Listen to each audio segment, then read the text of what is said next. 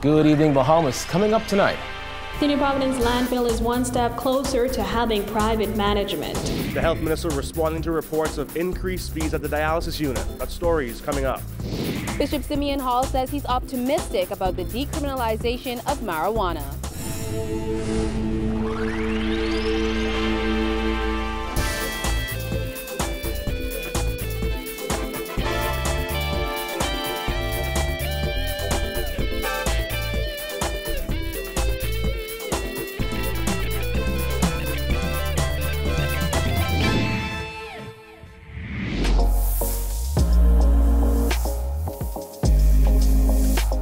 Our News is brought to you by Alive.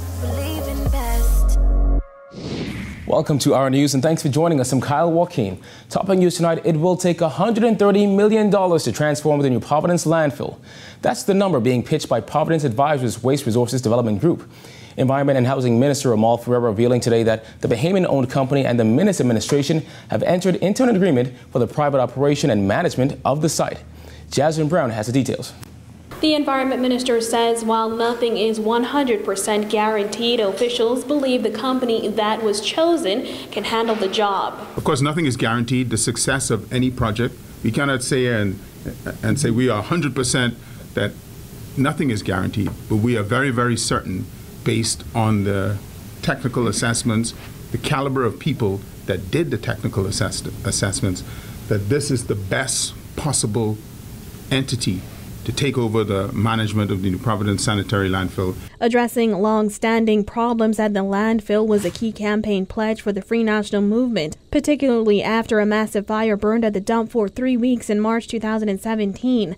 The landfill was previously managed by Renew Bahamas, but the company pulled out in 2016, claiming low profitability after failing to renegotiate its management contract and associated financial terms with the Christie administration. Ferreira says the government is determined that what happened with the former management company never happens again. Providence Advisors Limited CEO Kenwood Kerr says the company's plans for the site are extensive and comes at a price tag of $130 million. The operations, remediation and management of the landfill, putting in all the necessary infrastructure to do it properly. In our technical submissions to the government was a number that ranged from, I think, 47 to 54 million. And this could be back-checked for accuracy. Linked to that project is a conservative-sized renewable energy infrastructure, which is a power plant in English. So, and that's a very conservative, small-sized power plant that's estimated to be in the vicinity of 70-odd million. So when you combine the two, you get an estimated project total cost in the area of 130 billion. Kerr said the landfill site surroundings will be transformed into what will be known as the New Providence Ecology Park as the operating company. When asked about funding, Kerr says they have already secured some of the funding. As the financial advisor to the group, we wanted to be proactive in the process. Clearly, as we move through the completion of the RFP requirements, discussions with the government, we were advancing our discussions with the funding, which is 100% local, okay? And as we move through the process, as the process became clear, as the minister mentioned, as the outcome became a little clearer, the funding commitment cemented and became clearer. As for how much the government will pay the company to manage the landfill, Ferreira says he could not give that figure. The minister said details will be finalized during negotiations and said those negotiations should be completed within 30 days. He added that while the process may not be happening as quickly as some would have liked, the Minutes administration is doing its due diligence to ensure what happened in the past is not repeated. At the beginning, we said that we wanted to get this right. We emphasized that over and over again. Obviously, the Bahamian public and through the press wanted deadlines so they can appraise the people when this was going to happen. We were more concerned with getting it right, going through the technical steps, doing a proper assessment. Providence was one of 3 companies shortlisted following the assessment process. Bahamas WTP Limited and Bahamas Waste Limited were the other 2 companies. Reporting for Our News, I'm Jasmine Brown. All right, thanks, Jasmine. Well, a Public Hospitals Authority memo revealing discussions to implement a transportation service for dialysis patients at the Princess Margaret Hospital has been leaked to the public. Now, while one member of the opposition has criticized the plan, the health minister says it's an additional amenity that would have to be paid for. Jared Higgs tells us more. If I am challenged because I have a $50 million budgetary shortfall, why would I increase services when I can't pay for the services that I have now?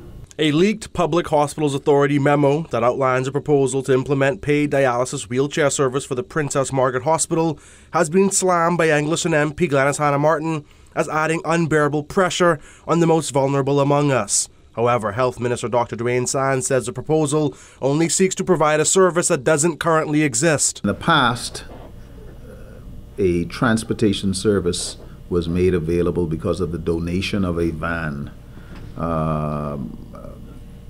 We then provided a driver, insurance, gasoline, etc., in order to assist people that had difficulty making it to the dialysis unit. That was not a funded expense, and that van has long since passed its useful life. The leaked document, authored by Hospital Administrator Mary Walker to Transport Department Superintendent Jeffrey Henfield, states that the executive management team supports the request to implement the service with a one-way charge of $25 to or from the dialysis unit and a round-trip charge of $50. This would represent a weekly rate of $150. Sands says the optional home pickup service is available to all patients and not just those in wheelchairs. This document was then apparently leaked, and only heavens knows who would have leaked it.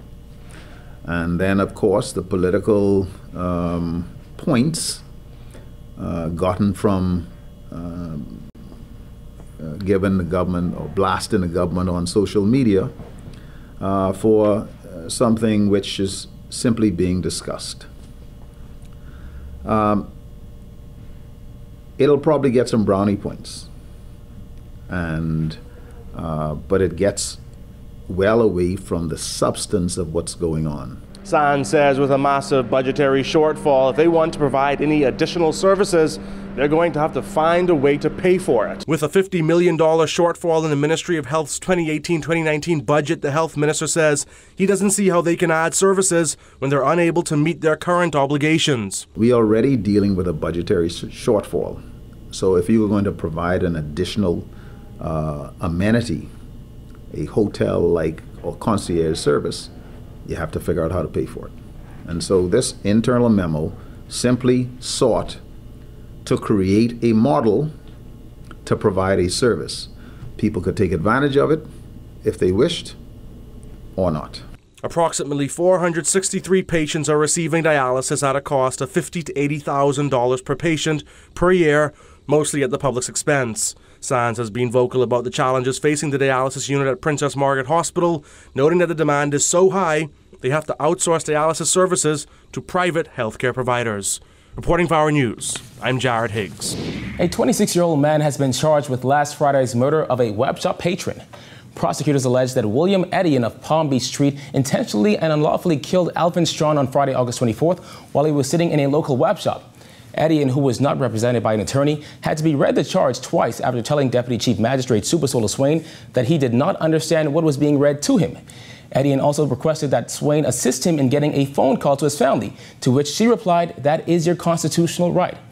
A police inspector present at the arraignment informed the court that Edian's mother was aware of his situation.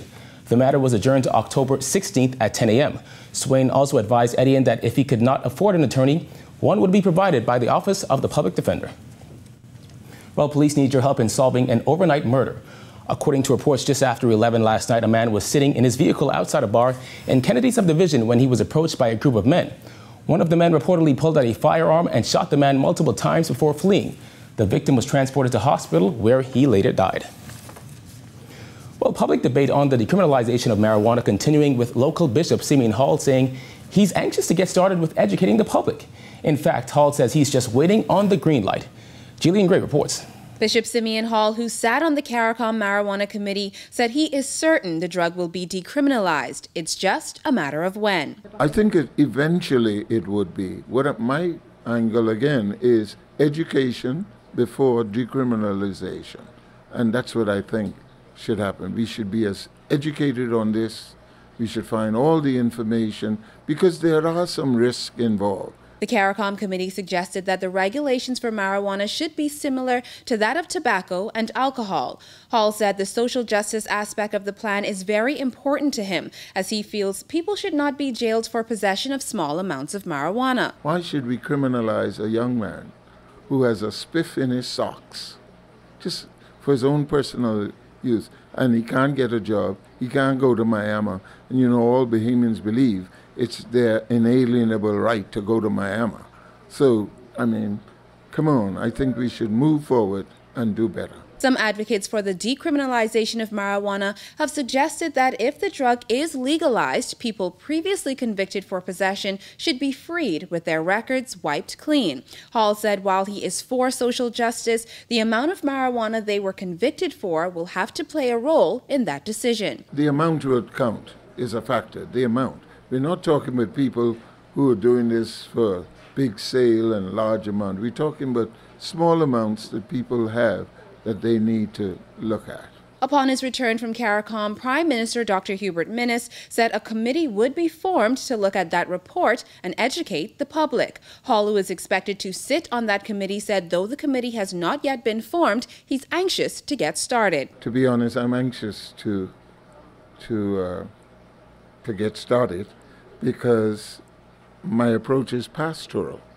If we can help people who are unhealthy to find medicinal remedies in something that could grow in their backyard rather than expensive insurance, then I think we should do it. Hall added that he would encourage government to get started as soon as possible, as medicinal marijuana could help to save lives. I don't think people should literally die physically because they cannot afford insurance.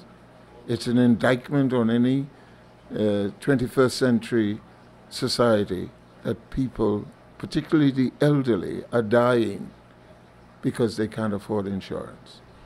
And so I'm saying if medicinal marijuana can help, then I'm all for it.